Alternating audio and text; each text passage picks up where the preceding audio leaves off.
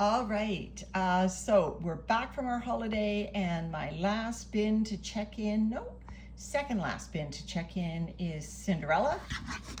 And so I'm eager to see what's been happening in this, my favorite bin. Again, sorry for the shadows. I'm not sure why Cinderella's position is shadowy. Ooh. Now, I don't remember putting dog hair in Cinderella. That's curious. Cinderella, there's the worms on the mailer. Normally they leave this mailer alone, but there they are climbing on it. So I'm gonna have to be careful with that now and fold it. Well, maybe I'll take that worm, that big worm off. Normally that mailer is dry, so that shows you that I had good moisture in Cinderella as I left, because that mailer is not only damp, sorry about the camera there, but it's showing signs of actually decomposing for the first time. Wow. All right, I do not remember putting dog hair in Cinderella. So where did that dog, I'm gonna have to ask Landon where that came from. That is interesting. Oh, this isn't dog hair.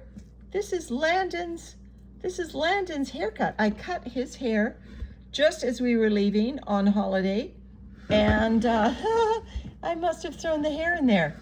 Wow. All right, Cinderella, how did you do? Well, I was on my vacation. Let's take a look.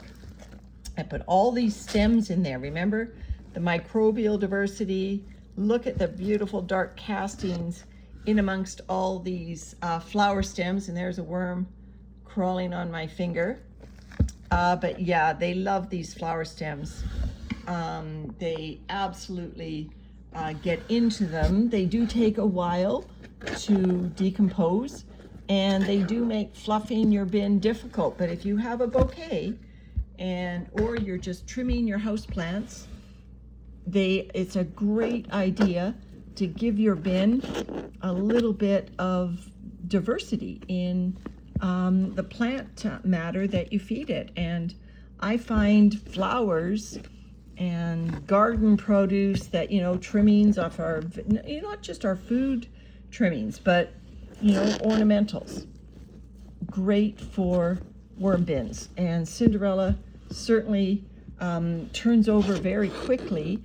And I think it's because she has such a rich microbe environment in here. Again, I'm moving the camera, trying to get better light for you.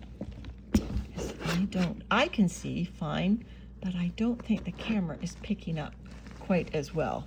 All right, so that's great that after 18, 19 days, Cinderella did not dry out. These avocado pits where I fed last time. Oh, look at that. The avocado pits finally starting to break apart. And you see when they break apart, the worms get into them. So that's great. So that was great. I fed on top of the avocado pits that had been in there for quite a while, and that was paid off. The moisture from that feeding was the final straw. Let's try this avocado pit. Yeah, oh, look at that. It's just like jelly. And look at how oozy it is. The worms will love that. Okay, so that one not so much. All right, so let's get over more onto the other side where the fast food container was. It's under this haircut area. Remember, I was trying to bulk Cinderella up with bedding because I was having difficulty covering up all these stems and whatnot. And you can see how difficult it is to cover up things when your bedding is irregular. So here's our fast food container, rapidly living up to its name of becoming fast food now. Disappearing, holes in it. See my fingers? Yeah, so that's great. I'm gonna turn over Landon's hair into this whole area. There's our packing tape ring. look at the bedding inside had pulled away. Worms still very interested in this area, even though I didn't feed directly on top of it last time.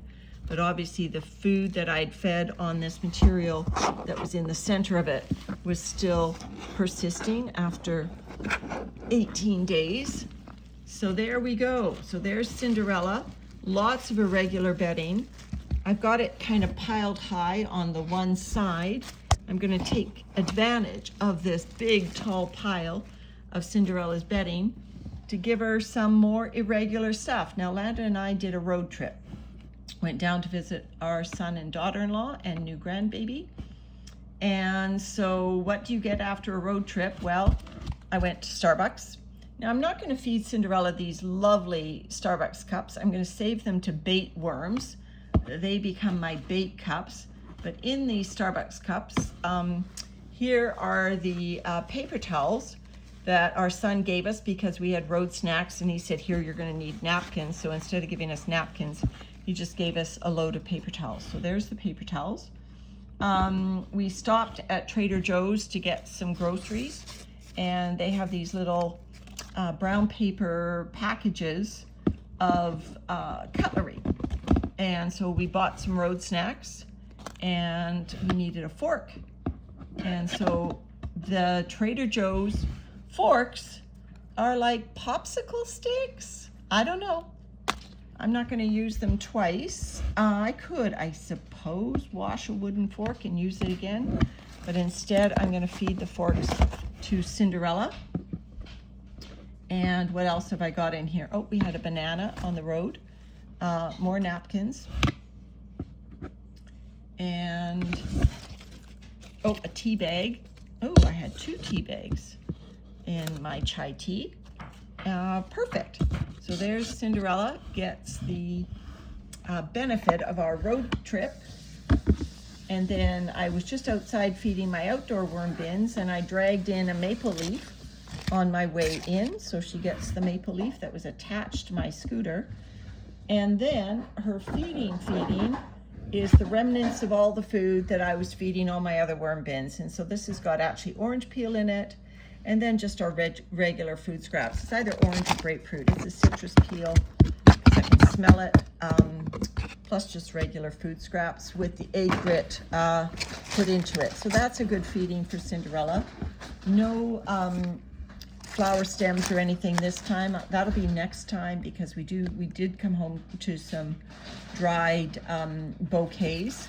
Here's the Starbucks inner liner from previous feedings.